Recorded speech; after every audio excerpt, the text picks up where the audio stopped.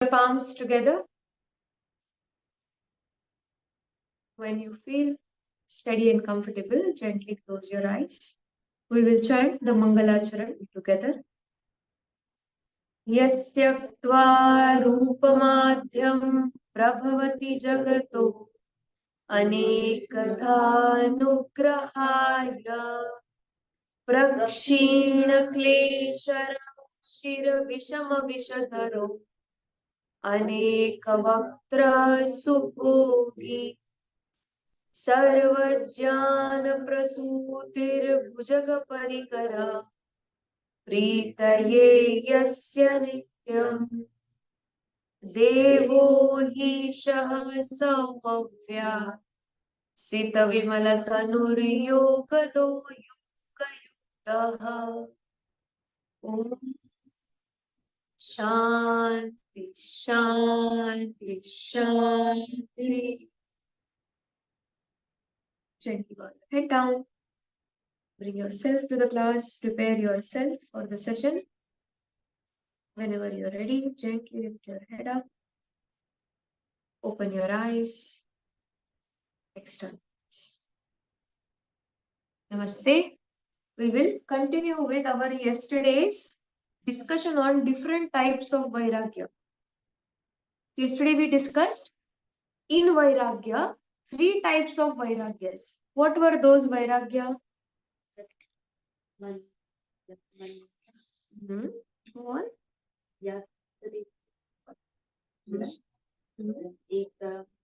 No. They were Krishnas were, yes, Ekagra. Krishnas were different desires. Vitteshna, Putreshna and Lokeshna. And when we said that, there is only one thought that remains, that I don't want anything else, but I want this. So, which kind of Vairagya it is? Ekendriya. Yes? So, we will quickly revise what is Yatman Vairagya.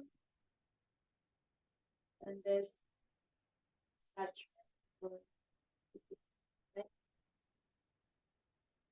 Yatman, the first kind of Vairagya.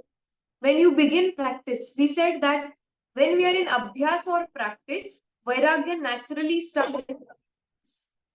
Yes. So first Vairagya is when things are happening, but we are not attached to any of those objects. We are able to observe.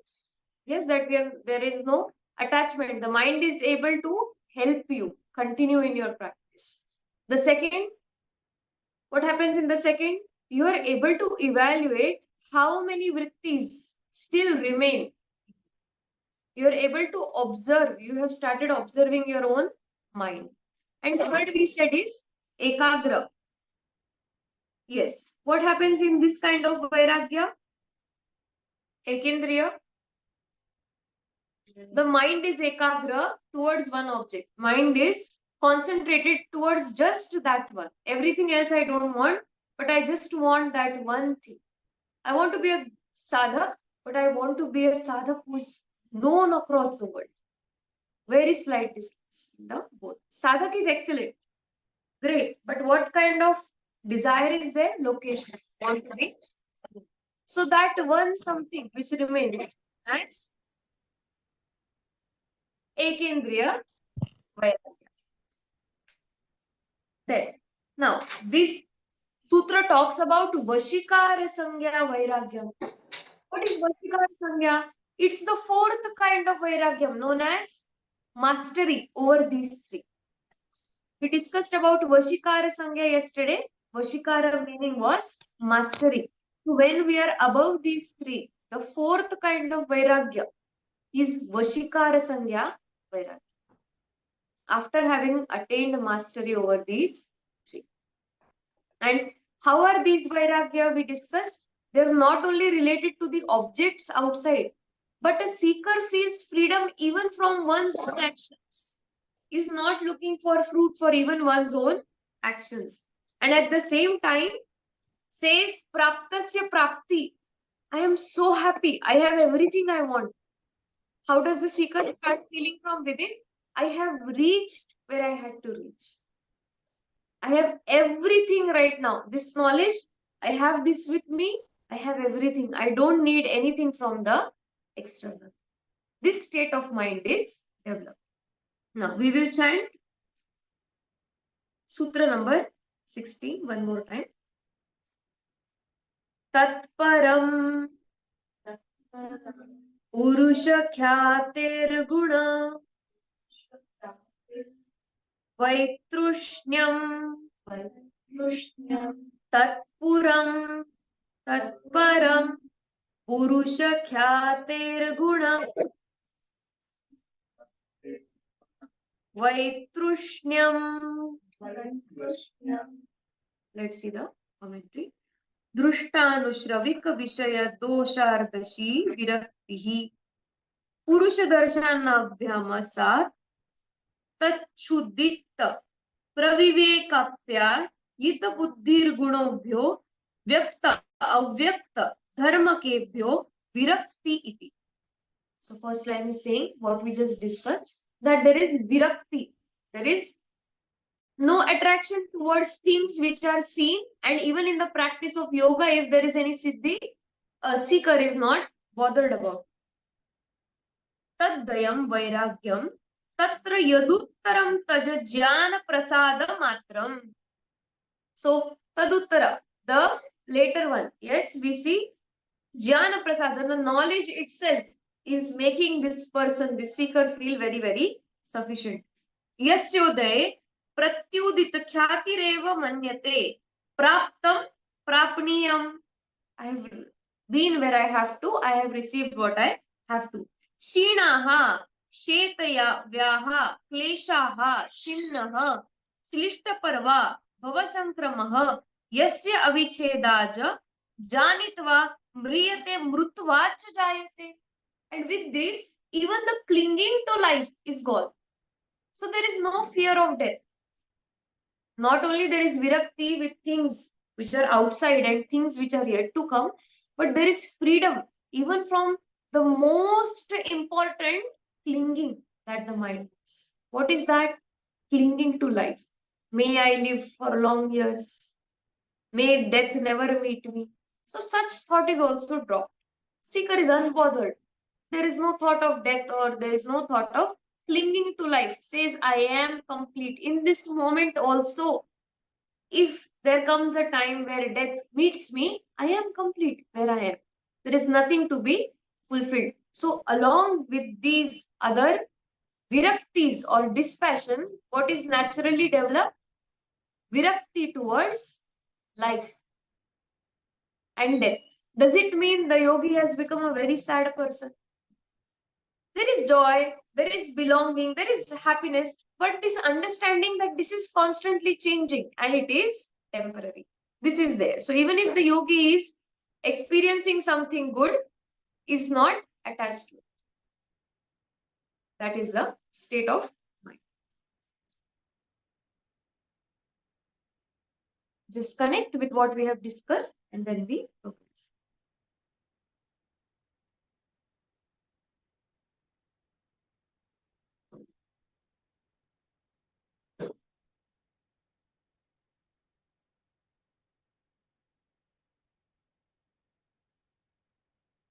Now, this state is known as Purusha Khyati. This Vashikara Sangya, new term we see. What is that? Purusha Khyatir. You will see Tatparam Purusha Khyatir Guna Vaitrushnyam. So after these desires, the Krishna's decline, what develops? Purusha Khyati. There is observation between the separation of Purusha and Prakriti. That is the highest Vairagya. So this sutra, what is chapter 1, sutra 16 trying to tell us? First, there is abhyasa. Means there is doing. From abhyasa, there is vairagya. Tendency of non-doing starts developing. And from vairagya is purusha khyati. State of samadhi. So if there is no doing in form of abhyasa, there will not be vairagya. And if there is no vairagya, there should not be Purusha Khyati. This is what the sutra says. Purusha Khyati. Khyati, Purusha Khyati means separation of Prakriti and Purusha. The gift of this practice is what? separation of Purusha and Prakriti. So you naturally separated yourself from your own tendencies. Now you're observing your body and mind, able to see the both separately. Prakriti, the material form, and consciousness. You're able to experience the both.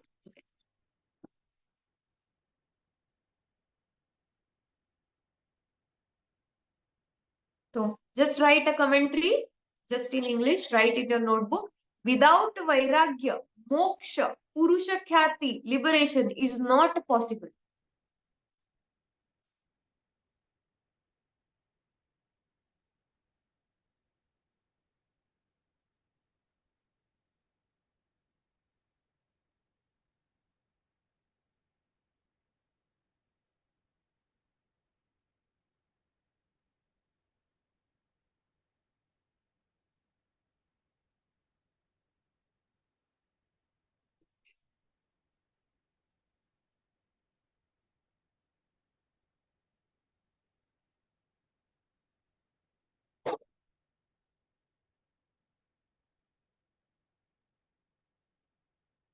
What happening to three gunas at this point when there is Purusha Khyati? What happened to Sattva, Rajas, Tamas?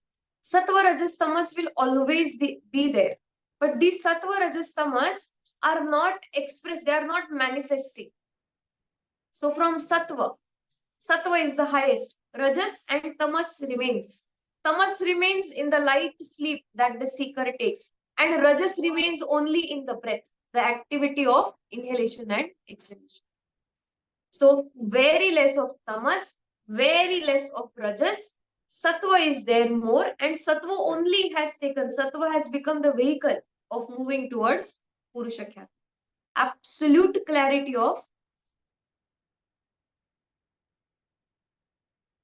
So Rajas and Tamas also important. The three gunas do not go anywhere. They don't dissolve. They cannot dissolve. That is what the Prakriti is made up of.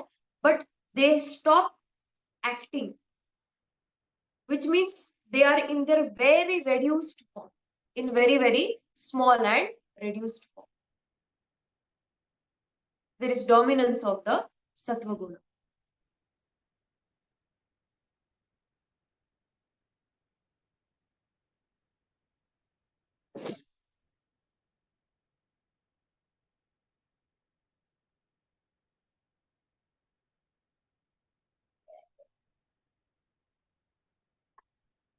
Now write two terms here.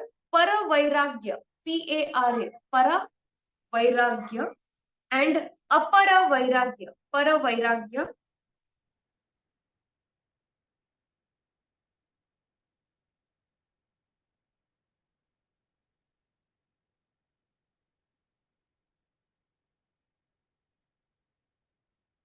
We will see these both terms in the coming sutras. Just make a note, Para Vairagya and Apara Vairagya. Just listen to the words today. Yes, Sutra 16 is understood. The conclusion of Sutra 16 is what? Without Abhyasa, no Vairagya. Without Vairagya, no Purusha Khyati or separation of Purusha from Prakriti. And what is happening? Abhyasa itself, doing itself is taking us towards non-doing. We are not deciding that I will stop doing, I will stop acting in the world. That's not happening. We are doing, but we are replacing this 1.5 hour to 2 hours in a day. We have just begun with our asanas. Nothing else we have. Just contemplation on what we have studied, and this 1.5 hour for ourselves. And how this 1.5 hour was? How does Abhyas need to be done? What is it called? Go back to the term. No, not Vasikaran. How did we open the class yesterday? What is Abhyasa? What leads to Abhyasa? What does Abhyasa mean? Yatno. Yatna. Yatna means effort. So effort leads to Abhyasa. We are only making an effort, and how we are making? Consistently at the same time without any obstacles. So we tried in the end, we started doing, and naturally the practice only took us further. Now, Sutra number 17.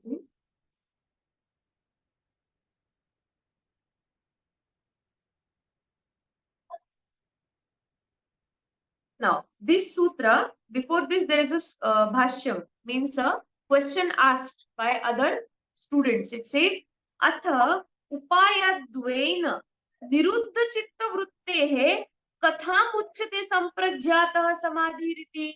They say, now we are in this process. How will we know that we have attained the state of samadhi? So, how to know that we have attained the state of samadhi is discussed in Sutra number 17. What is the lakshana or what is the proof that we are able to attain the state of samadhi? Please chant after me. Vitarka vichara nandasmita rupanugama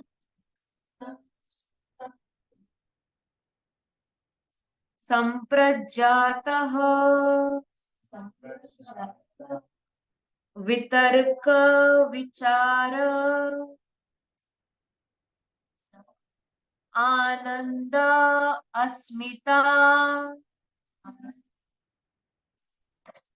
रूप anugamat संप्रज्ञातः.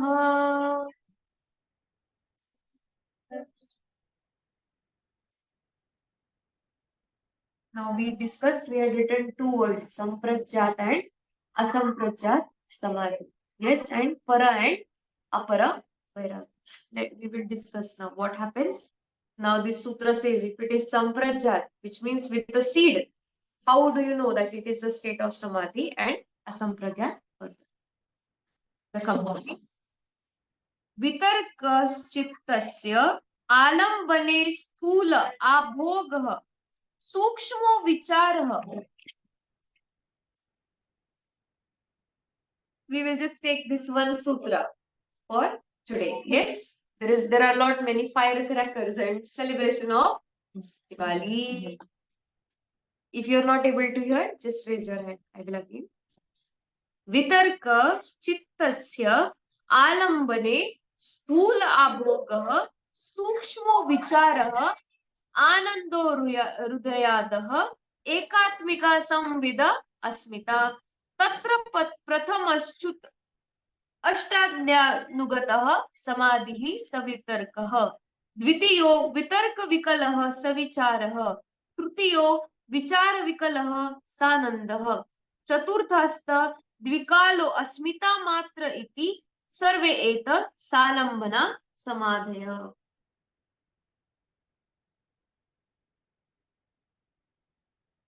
So, what are the lakshana? Just write Vitarka, Vichara, Ananda, Asmita.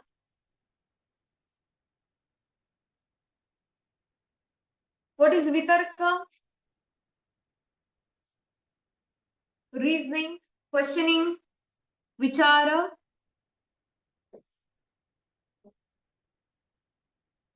Yes, Vichara, thoughts or vrittis. Ananda, happiness. Asmita, egoism.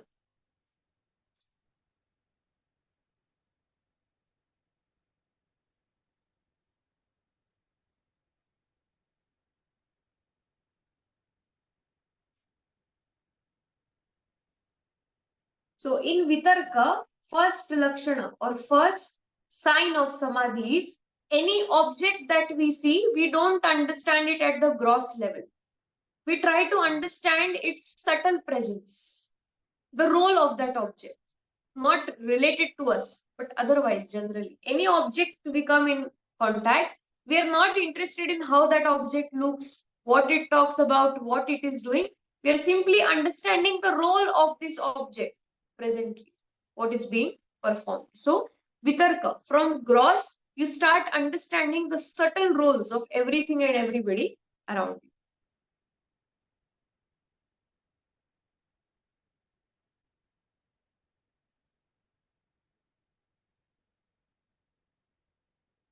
Vichara, then you start dwelling on the sukshma or a subtle form of that object.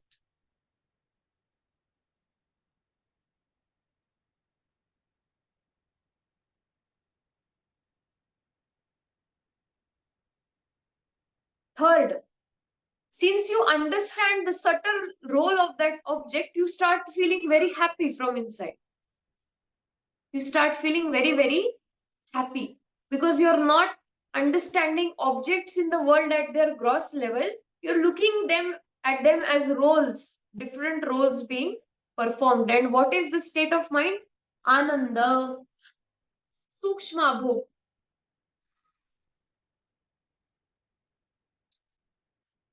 Abhog means you don't want to enjoy that object. You're simply happy in observing its role.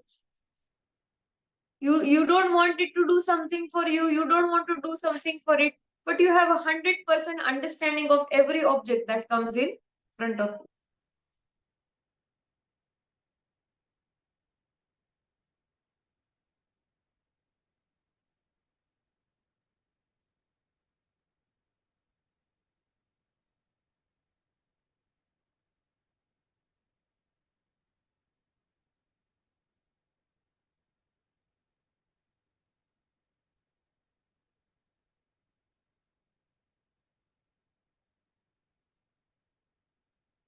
Just connect. Just stay here for a while. Just go through what we have said, and I will explain.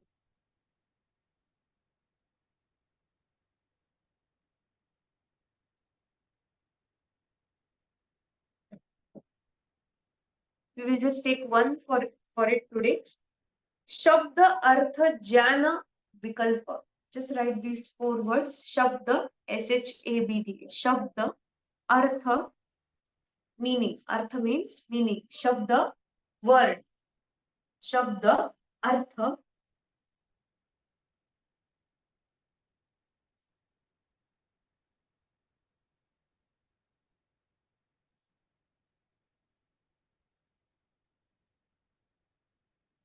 Artha meaning. Jnana, knowledge. Knowledge.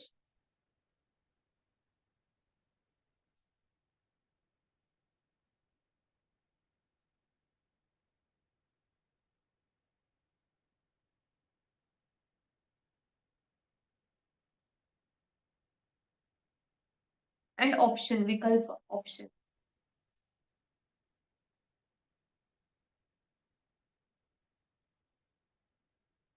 When the word, its meaning, when the word, which means maybe the name of the object, its meaning, its knowledge, and similar looking objects to that one object give you one single knowledge. I will repeat again. So maybe one object is in front of you. So what it is called? What it is? Yes, the meaning, Shabda. Then we talked about Artha, Jnana, whatever is the existing knowledge of that independent object. And Vikalpa, knowledge of similar objects like that object comes to you. Means when you're looking at an object, if it's a species of a plant or an animal, let's take an example, you don't only have knowledge about that one, but you have knowledge about all the rest. Just like that. Something you're able to understand? These sutras, both sutras are very important. We will have to take them up in the next class also. We are just discussing Vitarka. Vitarka means, we said, what is Vitarka? Choice. In Vitarka, Shabda, Artha, Jnana, and what is the last one? Vikalpa. All of them. From one object, we have the knowledge of all the objects similar to it. That state's happening. That's the first sign of Sampragya. Means you're so focused. What is happening? The moment an object comes in front of you, you hold Samadhi with the help of that object. Now, Samadhi is not internalized yet. It's Sampragyat. Sampragyat means with a seed. Means whatever object that is coming in front of you, you're able to attain Samadhi on that object for some period of time, which means you're so concentrated on that object that there is no other thought, and that object reflects all its knowledge to you. Just one look and you have all the There is so much of clarity that your eyes, it is said, chakshu, eyes are known as chakshu. They become divya chakshu, means ability to see beyond what that object is in its subtle form. Beyond the gross form, you transcend towards the subtle form. So, moment any object comes in front of you, its name or shabda, whatever is spoken about it, the meaning of that, then the knowledge about it and knowledge of similar objects about it come directly to you. This is the first sign.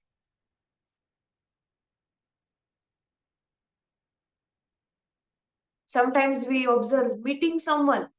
In one meeting, we know everything about them. Not in the sense that what they are telling us, with this strong intuition of what that person is and what this person can do in the future. What are the tendencies? So this 100% understanding of what that object is without that object telling you anything. Your mind holds samadhi even when you're not able to feel it. Since you have become so ekagra, there is vairagya, there is no attachment with anything. So any object that comes in front of you, mind directly absorbs the object as it is, gives you the knowledge. You say, this is not for me. It's not of my use, but I have the knowledge of the. This is the first stage. No more anybody has to explain what things are to you. You simply start observing and you start understanding. And many times you will observe many people you leave behind on this path because you know that their direction is not going to change. No matter how much you try to help them, explain them, you try to bring about a change, you observe that this tendency is so strong, it's not going to ever change. So you stop taking effort by trying to make them understand anything. You observe them, accept them as they are. Whenever you need to talk, you talk to them also. But at the level of mind, you are free from that. It no more bothers you what they are doing, why things are happening. This is I give a very common example. But spiritually, any object, even looking at an animal, you will know if there is pida or pain for that animal anywhere. I think it's an indication. We conclude the session here today. Yes, we will just chant all the sutras today from the first till the 17th sutra. I will be listening. All of you will chant loudly. Please unmute yourself.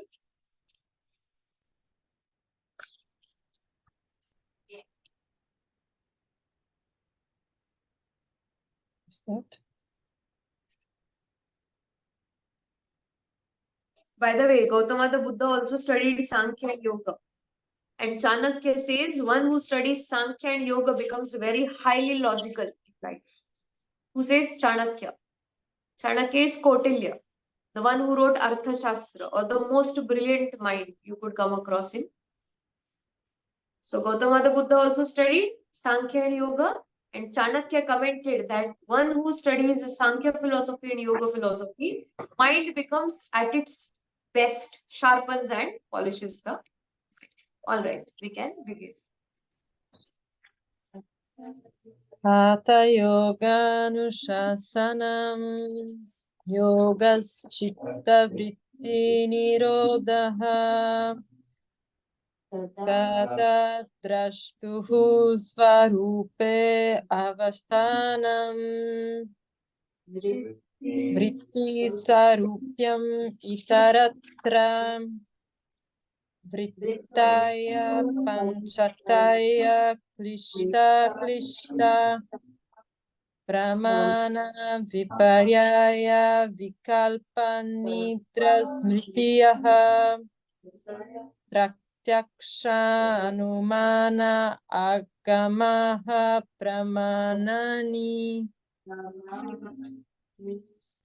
viparyayo mityakjanam atadrupa pratishtaham Shabdakjana anupati vastushunye vikalpaha abhava pratyaya alambana vrittinidra anubhuta vishaya asampramoshaha smritihi apyasa vairagya apyam tanirodhaha tatra shitau yashno yapyasaha satu dirghakala nairantarya asatkara sevito drita blumihi Trishtanu Shravika Vishaya Vitrushnasya Vasikara Smakuncha Vairagyam Tatparam Purushakyate Guna Vaitrushyam Vitarkam Tarka Vicharan Anandasmita Arupanugama Samprajanata. Uttam. Very nice. I hope these sutras are clear to us now. Anytime you read, you have the keyword, you will be easily able to put it. Yes. With this understanding, we will conclude the session little early today because there are a lot of firecrackers. You may not catch the complete essence of the text. We meet again. I will write to you. As I said, we will have one class during the week. It may be Thursday or it may be Tuesday or Thursday, either of these days. You may join virtually also if you're not able to come. So we will have these extra sessions next week and the next. Yes, to cover the 2 last sessions we are going to use. We will conclude today's session. Bring your palms together at the heart center. We will chant Purnamadaha.